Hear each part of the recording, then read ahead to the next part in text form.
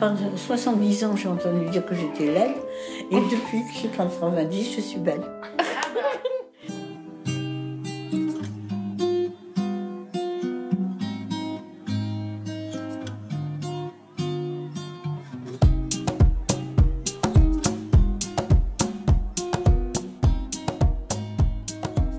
Je m'appelle Béatrix, avec un X. J'ai 92 ans dans quelques jours. Mon âge réel pour moi, j'ai 50 ans.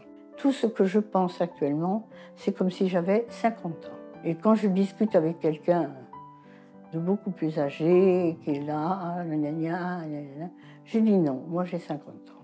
Ma jeunesse a été triste. Quand je suis née, ma mère m'a dit, mon Dieu, quel est ce microbe? À 10 ans, en me coiffant, parce que je frisais, elle m'a dit, mon Dieu, que tu es laide. J'ai vécu comme une enfant laide, c'est-à-dire sans faire trop de bruit. Et quand j'étais en fac, on m'a dit que j'étais ridicule. Et là, je me suis maquillée. Et quand je suis arrivée ici, je me maquillais encore. Je me suis dit, mon Dieu, si j'arrête, ça va être horrible. Et puis, mes yeux se sont très abîmés. Une des aides-soignantes est arrivée et me dit, qu'est-ce qui se passe? Je me vois pratiquement plus dans la glace.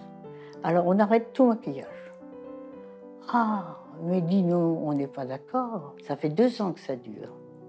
2 ans où je n'appelle jamais pour qu'on me maquille. Elle passe d'elle-même tous les matins, me maquille. J'ai décidé de faire assistante sociale. Seulement à l'époque, pour être assistante sociale, il faut faire 3 ans d'infirmière et 2 ans d'assistante sociale. Moi, je suis partie du principe, je vais bien. Tout va bien chez moi, je suis là pour les aider. Je suis appelée par le maire d'une commune en me disant, vous savez, elle a 6 enfants, mais elle n'a pas de mari. Je suis donc allée la voir.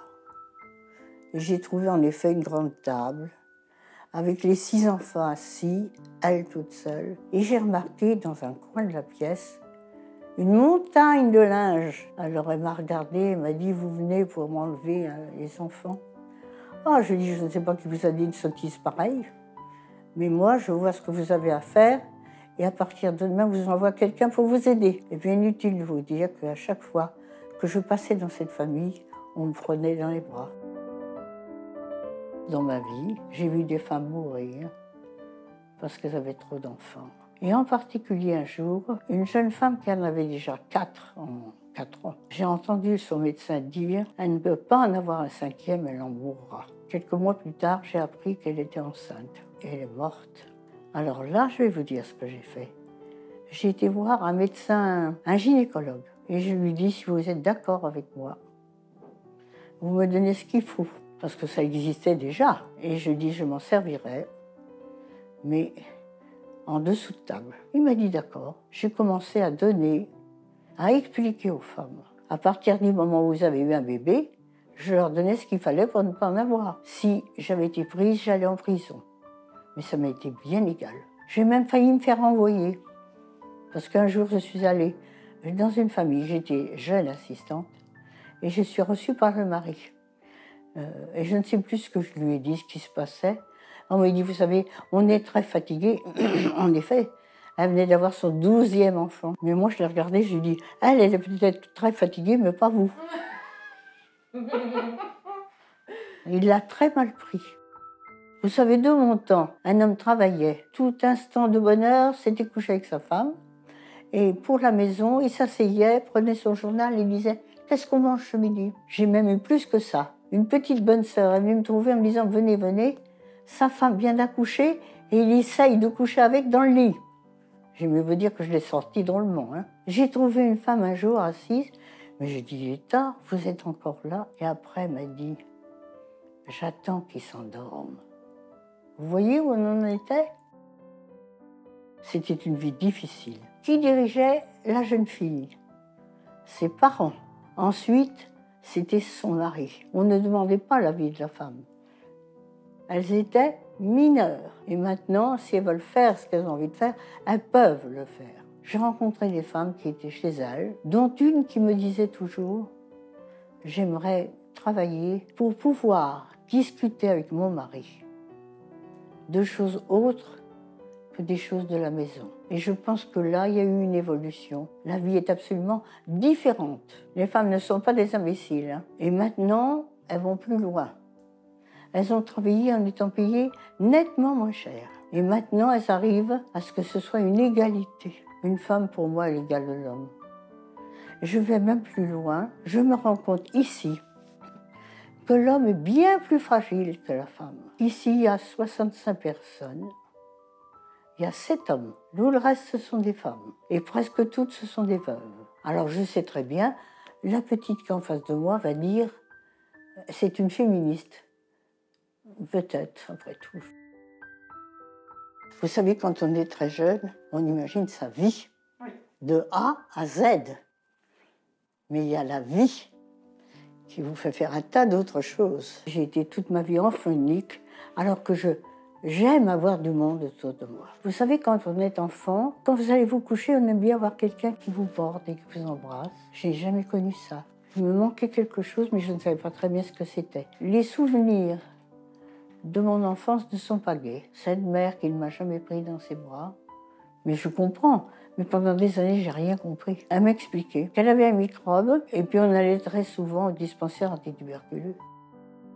On est parti à la campagne et j'ai été en pension. Il y avait une fille qui était fille de sage-femme. Donc elle savait plein de choses que nous, on ne savait pas. Et un jour, j'ai dit à ma mère qui était en train de pendre du linge, « C'est quoi ça ?»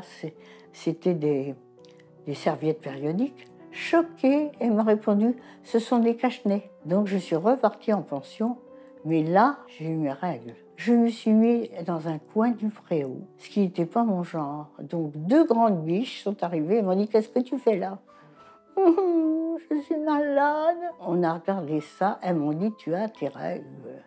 Et alors là, elles m'ont expliqué ce que ma mère aurait dû m'expliquer. Mais à l'époque, on n'expliquait rien du tout.